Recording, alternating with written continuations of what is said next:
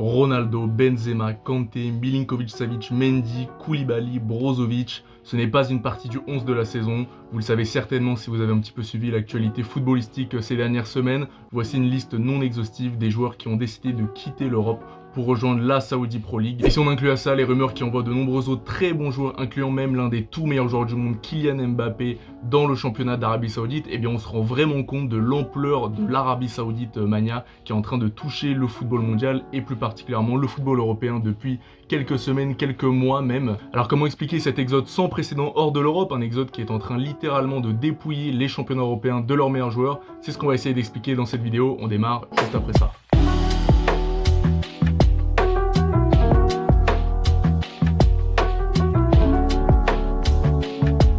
Salut à toutes et à tous, je suis super content de vous retrouver pour cette nouvelle vidéo sur Passion Sport. Aujourd'hui on va parler d'un sujet qui fait énormément parler de lui. Vous n'avez pas pu passer à côté ces dernières semaines, l'Arabie Saoudite qui est en train d'enflammer ce mercato estival, qui est en train de dépouiller tous les clubs européens. Donc on va un petit peu revenir sur tout ça et se demander comment l'Arabie Saoudite a pu du jour au lendemain presque devenir un championnat aussi attractif, alors qu'il y a encore quelques mois personne n'avait jamais entendu parler de la Saudi Pro League. C'est parti. Alors en premier lieu, c'est important de rappeler que c'est pas la première fois qu'un championnat exotique essaye d'investir massivement dans des joueurs évoluant dans le championnat européen, des stars du foot même. Si l'Europe est à n'en pas douter le meilleur continent d'un point de vue football avec l'Amérique du Sud, vraiment ces deux continents qui regroupent les meilleurs clubs, les clubs de foot les plus historiques, où les meilleurs joueurs du monde aspirent tous à jouer un jour dans leur carrière, et bien d'autres continents amateurs de foot ont essayé d'attirer des joueurs pour développer leur structure et leur club. C'est notamment le cas des États-Unis depuis de nombreuses décennies. Dès les années 60, on a eu les États-Unis qui ont réussi à attirer des stars tels que Pelé ou Beckenbauer, et ça a continué au 21e siècle. On a eu d'autres stars qui ont rejoint progressivement la MLS comme Beckham, Kaka, Henry, Pirlo, Gerrard ou encore Zlatan. Puis à partir des années 2000, on a également eu le Qatar qui a pointé le bout de son nez en attirant plusieurs stars en fin de carrière également, tels que Franck Leboeuf, Marcel Desailly, Juninho, Raoul, Xavi, Schneider ou encore James Rodriguez. Enfin et surtout à partir des années 2010, on a eu l'émergence de la Chine qui, comme le Qatar et les États-Unis, est parvenu à attirer des stars en fin de carrière, comme par exemple Javier Mascherano, Carlos Tevez, Marwan Fellaini, Alexandre Pato ou encore Ezequiel Lavezzi. Mais pour la première fois, et c'est ce qui différencie la Chine des États-Unis et du Qatar, et c'est ce qui peut au contraire la rapprocher de l'Arabie Saoudite, et bien le championnat chinois est parvenu à attirer des joueurs dans la fleur de l'âge qui n'étaient pas du tout dans le creux de la vague, comme par exemple Yannick Carrasco, Stéphane El Shaarawy, Hulk, le Brésilien ou encore l'ancien joueur de Chelsea Oscar. Donc voilà, déjà avant l'Arabie Saoudite, la Chine avait tenté de développer son championnat local en attirant des joueurs européens, des joueurs certes en fin de carrière, mais des joueurs comme je vous l'ai dit dans la fleur de l'âge. Mais cette offensive chinoise a rapidement pris fin pour plusieurs raisons. La première raison, selon le géopolitologue Jean-Baptiste Guégan, c'est que Xi Jinping aurait progressivement changé sa stratégie politique vis-à-vis de son championnat de football. Il a rapidement souhaité réduire les investissements étrangers car il les trouvait tout simplement inefficaces ou impopulaires, par le biais d'une taxe de 100% sur chaque recrue, donc tout simplement pour inciter les clubs chinois à recruter local. La deuxième raison, bien évidemment, c'est l'arrivée de la pandémie de Covid qui a mis au fond du trou finalement tous les clubs chinois qui n'avaient plus les capacités tout simplement de débourser autant d'argent sur des joueurs après cette pandémie. Bref, on peut voir qu'un championnat exotique qui essaye d'attirer des joueurs européens, c'est pas nouveau, mais cette fois-ci, contrairement aux trois pays précédemment cités, il semblerait que l'exode massif qui est en train d'avoir lieu en Arabie Saoudite n'est ni un mouvement destiné simplement aux vieillards qui n'ont plus le niveau de jouer en Europe, ni une mode un petit peu éphémère comme ce fut le cas avec la Chine, mais bien une dynamique qui semble s'engager sur le long terme. Alors comment expliquer une telle attractivité pour un pays qui semble sorti de nulle part sur la scène footballistique? Alors on va diviser cette analyse en trois parties. On va commencer par voir comment l'Arabie Saoudite s'est imposée sur la scène internationale pour devenir une nouvelle puissance régionale, voire même mondiale. Mais avant ça, n'hésitez pas à vous abonner à la chaîne et à nous suivre sur les réseaux sociaux. On est également présent sur Instagram et TikTok. Voilà, on essaye de parler d'actualité sportive tous les jours, donc ça nous ferait super plaisir et ça nous encourage.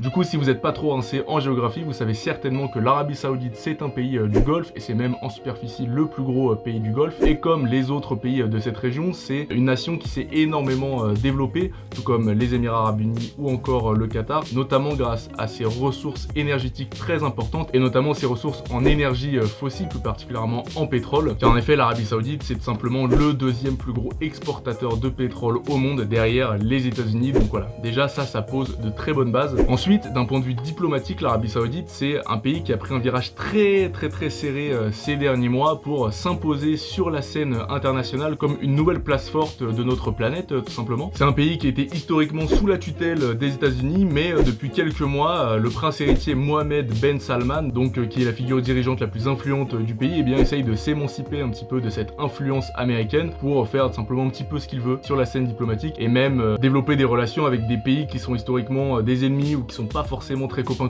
avec les États-Unis, notamment avec la Chine ou encore l'Iran, donc avec qui l'Arabie Saoudite a rétabli ses relations sous l'égide de la Chine il y a quelques mois. Et enfin on a l'exemple de la Syrie, donc qui a été réintégrée il y a quelques temps à la Ligue arabe, qui est un petit peu l'équivalent de l'Union européenne au Moyen-Orient, grâce à l'Arabie Saoudite. Donc pour résumer, l'Arabie Saoudite s'est imposée comme la plus grande puissance du Golfe et du monde oriental en général, un nouveau statut qui lui permet de voir beaucoup plus grand et de concurrencer l'Occident sur son terrain de jeu favori, l'organisation d'événements planétaires. Car effectivement, l'Arabie Saoudite, en plus d'être influente, eh bien elle a réussi à développer ces derniers temps un très important et très impressionnant soft power. Donc pour rappel, le soft power, c'est la capacité d'un État à avoir une influence sur la scène internationale par d'autres moyens que la puissance militaire, donc qui est par contradiction ce qu'on appelle le hard power, donc c'est-à-dire ses performances économiques, sa culture, son attractivité, etc. Et ça, comme vous pouvez vous en douter, l'Arabie Saoudite mise énormément dessus. Son but, c'est de promouvoir un maximum son pays pour gagner en légitimité et en crédibilité d'un point de vue sportif et footballistique. On peut dire que pour l'instant, le royaume saoudien y arrive très bien. L'exemple le plus marquant est bien sûr le partenariat de marque, que dis-je, de prestige même, entre l'office de tourisme de l'Arabie Saoudite et l'un des meilleurs joueurs de tous les temps, Lionel Messi. Un partenariat qui aura d'ailleurs foutu un sacré bordel à Paris. Résultat, bien aidé par l'organisation de la Coupe du Monde au Qatar, qui a donné un premier verdict de l'organisation d'un événement aussi important dans cette région du monde. Et bien l'Arabie Saoudite a il y a quelques temps été désignée pour organiser les Jeux asiatiques d'hiver en 2029, qui sont censés avoir lieu dans une toute nouvelle ville futuriste qui n'est pas encore construite mais qui devra l'être certainement d'ici là, appelée Neom. Par ailleurs, l'Arabie Saoudite a déjà été le théâtre de plusieurs finales de super coupes de championnats européens, ce fut notamment le cas de l'Espagne ou encore de l'Italie cette saison, et le pays a été désigné pour organiser la future Coupe du Monde des clubs qui aura lieu l'hiver prochain. Enfin et surtout, le point le plus important, le plus gros pays du Golfe compte bien être à l'avenir un futur organisateur de la Coupe du Monde de football, donc vraiment la compétition suprême pour le sport le plus populaire de la planète. Donc depuis plusieurs mois, on parlait d'une candidature pour l'édition 2030, mais finalement face à la concurrence considérée comme trop importante du trio Maroc, Espagne, Portugal, eh bien l'Arabie Saoudite se serait rabattue sur l'édition 2034. En tout cas, c'est vraiment un énorme objectif, le principal objectif de Mohammed Ben Salman pour faire la promotion de son pays. Bref, au fil des années, l'Arabie Saoudite, c'est un pays qui est devenu très riche, avec un gouvernement qui est devenu également très puissant, et avec un soft power très efficace. Mais même avec tout ça, comment ce pays qui possède un championnat complètement inconnu pour l'Europe, en tout cas, a-t-il réussi à attirer autant de si bons joueurs ces derniers mois? C'est ce qu'on va voir maintenant, notamment en étudiant les capacités d'influence du gouvernement saoudien dans le championnat de la Saudi Pro League. Donc comme je vous l'ai dit, le royaume saoudien c'est un pays très puissant et le gouvernement est tout simplement prêt à tout pour faire la promotion de son pays, notamment en vue donc de l'organisation de cette Coupe du Monde que Mohammed Ben Salman espère attirer dans les années à venir. Mais malgré tout ce qu'on a dit, il reste quand même une chose à faire pour boucler la boucle et terminer de légitimer la place de l'Arabie Saoudite dans le monde du football. Vous le voyez venir, je suis sûr que vous l'avez, c'est faire la promotion de son championnat domestique, la Saudi Pro League. Car pour légitimer l'organisation d'un tel événement en 2034, eh bien Mohammed Ben Salman considère qu'il doit absolument faire de son championnat l'un des meilleurs championnats au monde, quel qu'en soit le prix. Voilà, du moment que ça fonctionne, que la strat fonctionne bien, l'argent peut couler à flot pour le gouvernement saoudien, il n'y a pas de souci là-dessus. Car avant de claquer des centaines de millions dans des joueurs, ça on y reviendra plus tard, eh bien le gouvernement saoudien a énormément investi dans son championnat domestique pour le rendre tout simplement plus professionnel et plus attractif vis-à-vis des joueurs européens. Donc on a eu par exemple ces dernières années la construction de très nombreux stades, notamment le King Abdullah Sport City, donc qui est le stade résident du club Al Ittihad et qui a vu le jour en 2014, tandis que d'autres stades comme celui de Al Ettifaq sont en cours de construction et devraient voir le jour dans les années à venir. D'autre part, ces dernières années, l'Arabie Saoudite est parvenue à attirer de nombreux entraîneurs de renom qui ont fait leurs preuves en Europe notamment. Ce fut le cas par exemple de Rudy Garcia qui est arrivé à Al Nasser au début de la saison 2022-2023, ou encore Hervé Renard qui a été l'entraîneur de l'équipe nationale d'Arabie Saoudite entre 2019 et 2023. Et d'ailleurs ça a depuis ouvert la voie à d'autres entraîneurs connus du grand public qui ont décidé de rejoindre l'Arabie Saoudite, c'est notamment le cas de Georges Jesus ou encore de Steven Gerrard. Donc tous ces progrès ont énormément accru la popularité du football en Arabie Saoudite. On a vraiment une véritable culture foot qui s'est construite dans ce pays du Golfe, au contraire par exemple du Qatar, voilà, où cette culture foot n'est pas encore vraiment très développée. On a pu le voir notamment durant la Coupe du Monde 2022, c'est pas le cas en Arabie Saoudite et ça participe aussi à rendre ce championnat plus attractif. Résultat, on se trouve avec un championnat qui finalement sur le papier n'est pas si mal que ça, notamment lorsqu'on y ajoute le dernier élément, la sauce du chef qui termine d'achever les joueurs, qui termine de les convaincre de rejoindre la Saudi Pro League. Je veux bien sûr parler de l'argent, car on l'a vu, l'Arabie Saoudite a depuis quelques mois battu des records en matière d'offres et de salaires. On parle de 100 millions d'euros annuels pour Kanté à Al Ittihad et même de 200 millions d'euros annuels pour CR7 à Al Nasser et pour Karim Benzema à Al Ittihad également. Alors vous allez me dire, comment tous ces clubs sont-ils capables d'aligner de telles sommes? Et bien c'est là que le gouvernement saoudien pointe une nouvelle fois le bout de son nez, car en réalité, eh bien l'argent ne sort pas entièrement de la poche des clubs. Comme vous pouvez vous en douter, au vu de tout ce qu'on a dit, le gouvernement saoudien est extrêmement motivé à l'idée de développer son championnat domestique et donc il va aider financièrement les clubs à attirer et acheter de nouveaux joueurs. En effet, selon une source interne à Al Nasser, eh bien le club n'a rien déboursé pour engager CR7, c'est le gouvernement de Mohamed Ben Salman qui s'est chargé de tout. Et c'est d'ailleurs le cas pour les 4 plus gros clubs d'Arabie Saoudite, dont fait partie Al Nasser avec Al Ahly, Al Hilal et Al Ittihad, car ces 4 clubs sont en réalité détenus par le Public Investment Fund, le PIF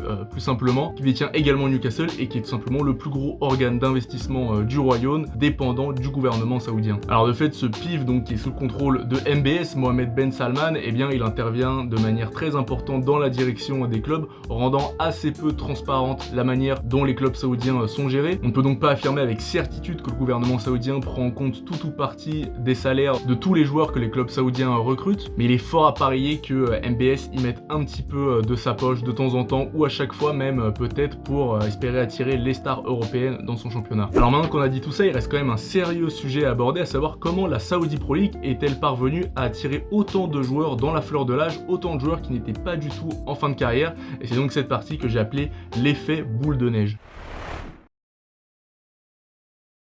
Alors pourquoi l'effet boule de neige? Vous allez rapidement comprendre. Dans un premier temps, on a eu un premier joueur forcément qui a montré la voie, qui a ouvert la porte pour rejoindre l'Arabie Saoudite. Vous savez tous qui c'est. C'est Cristiano Ronaldo qui, durant le dernier mercato d'hiver, a décidé de sauter le pas pour rejoindre Al Nasser. Voilà, il était en perte de vitesse en Europe. Il n'y a plus aucun club qui voulait l'acheter à cause de son salaire beaucoup trop élevé. Et donc, au lieu d'aller au Qatar ou encore aux États-Unis, il a décidé de se rendre en Arabie Saoudite. Et c'est donc ce départ de CR7 qui, depuis son arrivée en Saudi Pro League, n'a cessé de mettre en valeur les qualités de ce championnat, vraiment le niveau incroyable de cette ligue. Je pense aussi pour un petit peu se prouver des choses à lui-même et essayer de s'auto-convaincre que c'était pas si mal de s'en aller d'Europe. Donc cet aspect combiné à des propositions de salaire mirobolantes, vraiment sans aucune concurrence en Europe, même la première ligue n'est pas capable d'aligner de telles sommes, on fait que petit à petit un effet boule de neige s'est formé. Après Cristiano Ronaldo, le ballon d'or en titre, Karim Benzema a décidé également de rejoindre un club saoudien, Al Ittihad. Puis ça a été au tour de celui qui a été considéré comme l'un des meilleurs milieux de terrain au monde, N'Golo Kanté, de s'en aller en Arabie Saoudite. Et suite à ça, vous voyez où je veux en venir, et bien d'autres joueurs ont suivi, etc., etc. Et ça nous amène à la situation où on est aujourd'hui. Et même si d'un point de vue sportif, et bien les joueurs y perdent énormément, ils en sont conscients même qu'ils ne marqueront pas du tout l'histoire de leur sport de la même manière en s'en allant en Arabie Saoudite. Et bien ces offres de salaire tout simplement pharaoniques suffisent à convaincre des joueurs qui sont de fait de plus en plus nombreux à rejoindre au fil des semaines l'Arabie Saoudite. Et donc ça fait que le championnat finalement gagne en valeur. Voilà, finalement on se retrouve avec une situation où là on est arrivé à fin juillet, et bien on a des joueurs qui se disent bah finalement c'est pas si mal de rejoindre l'Arabie Saoudite, il y a énormément de très bons joueurs qui ont décidé de sauter le pas, et donc c'est un championnat qui va voir son niveau énormément être élevé par l'arrivée massive de joueurs de très bonne qualité. Car même si on est encore à des années-lumière de l'Europe bien évidemment, et bien l'Arabie Saoudite commence à avoir un paquet de noms à son tableau de chasse. Pour en citer quelques-uns, on a bien évidemment l'exemple d'Edouard Mendy, aussi de Roberto Firmino, de Seko Fofana, de Marcelo Brozovic, de Sergei Milinkovic-Savic ou encore de Kalidou Koulibaly. Et si on ajoute à cela les rumeurs qui concernent presque, j'ai l'impression, l'ensemble des joueurs des 5 plus grands championnats européens, et bien ça commence à faire peur, car on a vraiment des noms très ronflants qui sont cités. Par exemple Bernardo Silva, Ousmane Dembélé, Riyad Mahrez, Sadio Mané et surtout Kylian Mbappé qui est ciblé par Al Hilal, qui a proposé 300 millions d'euros au Paris Saint-Germain pour s'adjuger le champion du monde français, et qui a également proposé 700 millions d'euros de salaire annuel pour Kylian Mbappé une offre absolument stratosphérique. Bon, par contre, Kylian, si tu rejoins l'Arabie Saoudite, je pense que c'est fin de carrière, hein. Je pense que c'est pas une très bonne idée. Va au Real plutôt, quitte à quitter Paris, c'est un petit peu mieux en termes d'objectifs. Alors forcément, tout ça ne plaît pas du tout aux instances européennes. Vraiment une offensive saoudienne qui inquiète l'Europe. On a Alexandar Ceferin, le patron de l'UEFA, qui a fustigé cette offensive saoudienne en affirmant que l'Arabie Saoudite reproduisait les erreurs chinoises en achetant des stars en fin de carrière, en perte de vitesse dans les championnats européens. Bon, on l'a vu, en vrai, c'est une affirmation qui est pas si vraie du coup, Alexandar. Mais ce dernier n'est pas le seul à s'être inquiété. On a John Textor, qui est entre autres le président de l'Olympique Lyonnais, qui a dénoncé donc ces recrues massives des clubs saoudiens en affirmant que les clubs d'Arabie Saoudite voulaient acheter tous ces joueurs, y compris son atout le plus important, Alexandre Lacazette. Et enfin, on a Gary Neville, ancien joueur de Manchester United, qui a carrément déclaré que la Première Ligue devrait imposer un embargo instantané sur les transferts de l'Arabie Saoudite pour garantir que l'intégrité du jeu ne soit pas endommagée. Donc voilà, il dénonce clairement la concurrence déloyale d'un point de vue financier faite par l'Arabie Saoudite. Bon, en réalité, la Première Ligue, niveau fric, elle est pas trop mal non plus, elle a pas trop de soucis à se faire. Au contraire des autres championnats européens qui risquent d'être davantage touchés si cet exode massif s'intensifie.